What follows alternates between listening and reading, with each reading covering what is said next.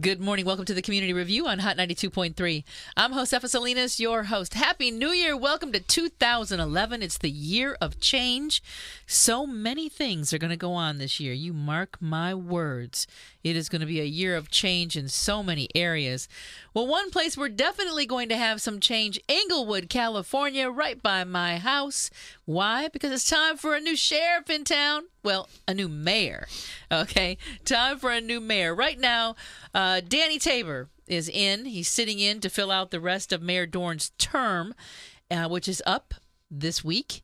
And it's time to do some voting, people. You need to hit the polls. If you live in Inglewood, you need to hit the polls on Tuesday, January 11th. Why? Because it's still undecided. Who is going to be the mayor of Inglewood? Somebody I like. I've done my homework, and I kind of like what he stands for. He's here to talk about some vision that he has for Inglewood again. The mayor hopeful of Inglewood, James T. Butts. Good morning. Good morning. How are you, sir? It's good to have you back. I'm doing wonderful. What caused the runoff is that the vote between you and Mr. Tabor is pretty close. Exactly. Well, there was a field of 5, and now it's down to 2. No one got 50% plus 1 of the vote.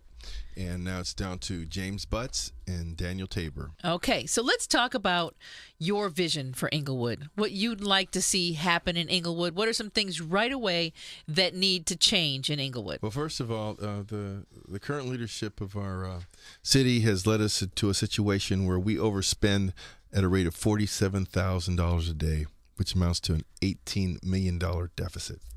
Our infrastructure has decayed to the point that in this last rainstorm, you could actually see Century Boulevard deteriorating before your eyes as you drove down the street.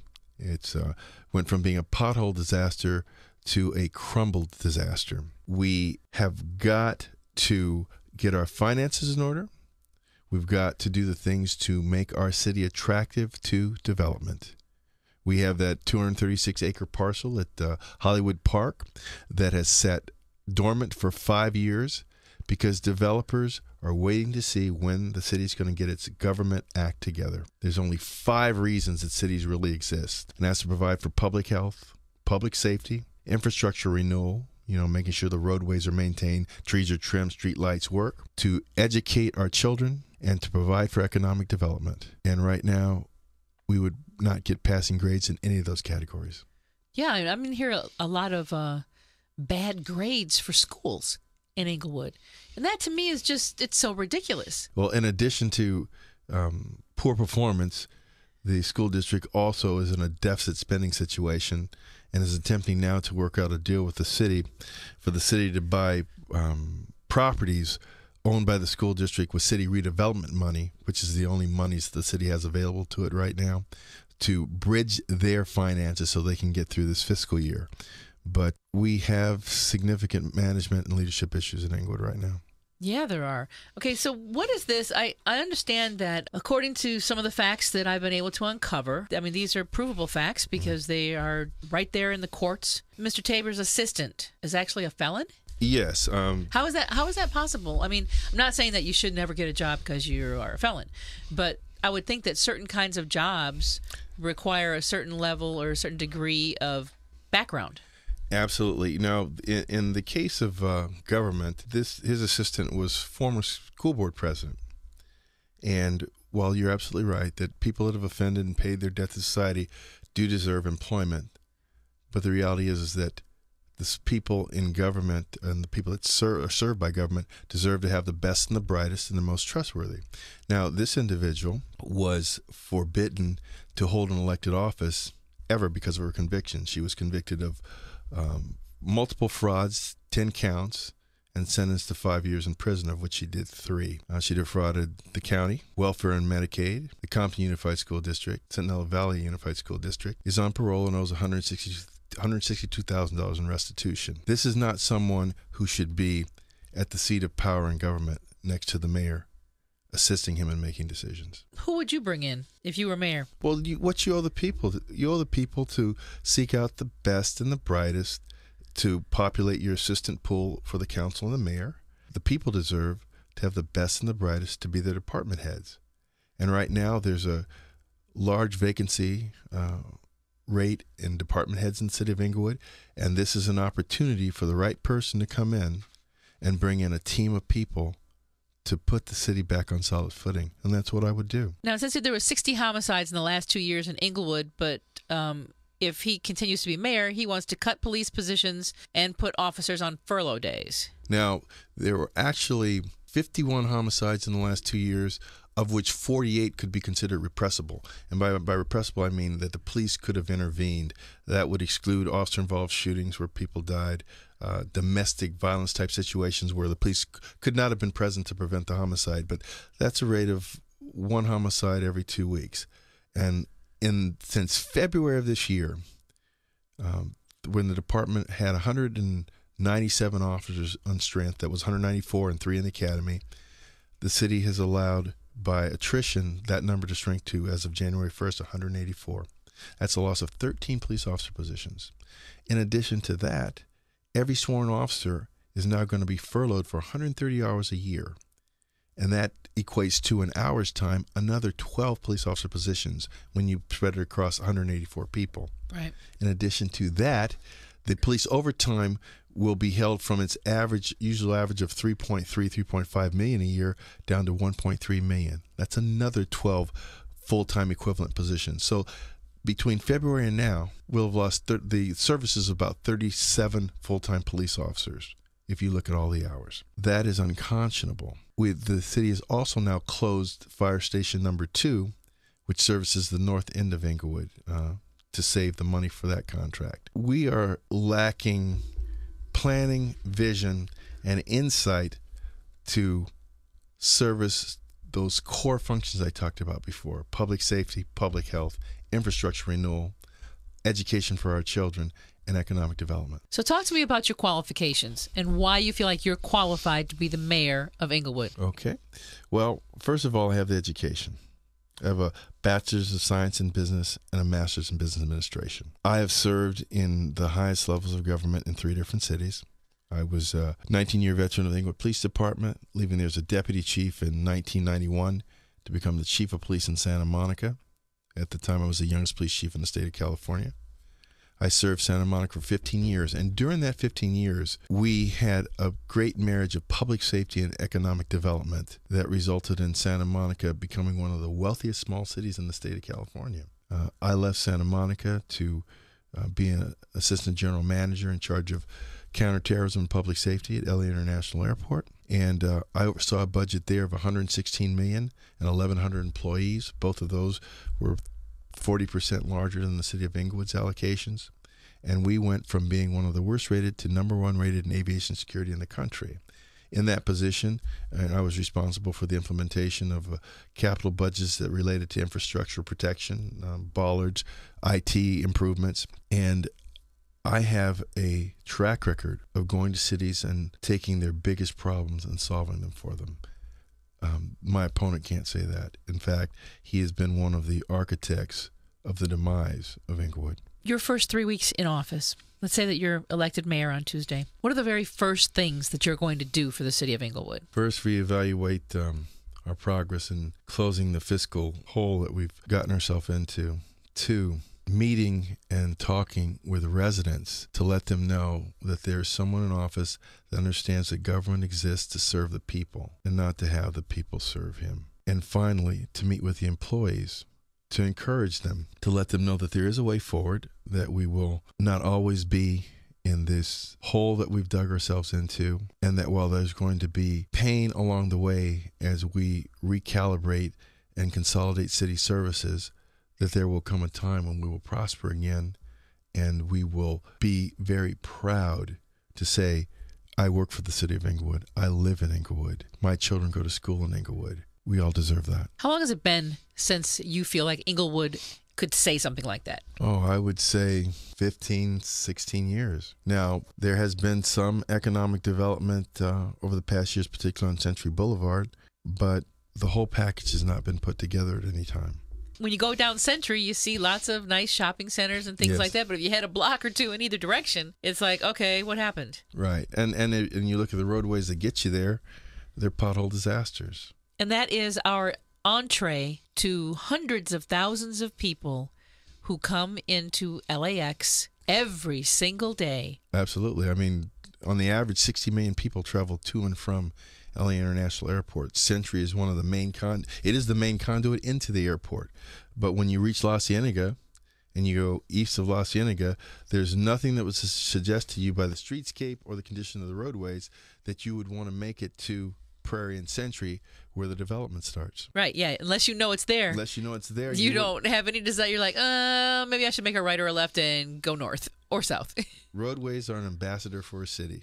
As soon as you hit the border, you know by the condition of the roadway whether you want to go any further. So those would be some of the first things. Those would be the first things. What about education? What are you going to do for the schools? Now, well, first of all, what do you think the biggest problem is with the schools? Because that's a big concern for me.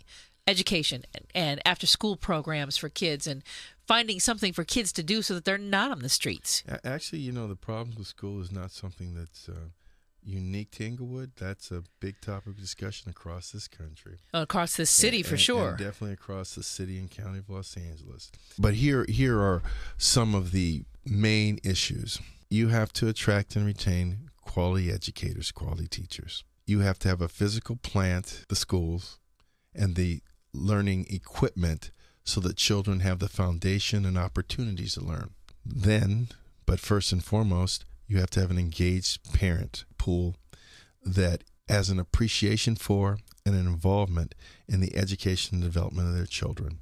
With those things all together, you can end up with a quality education system. But right now, money's the issue.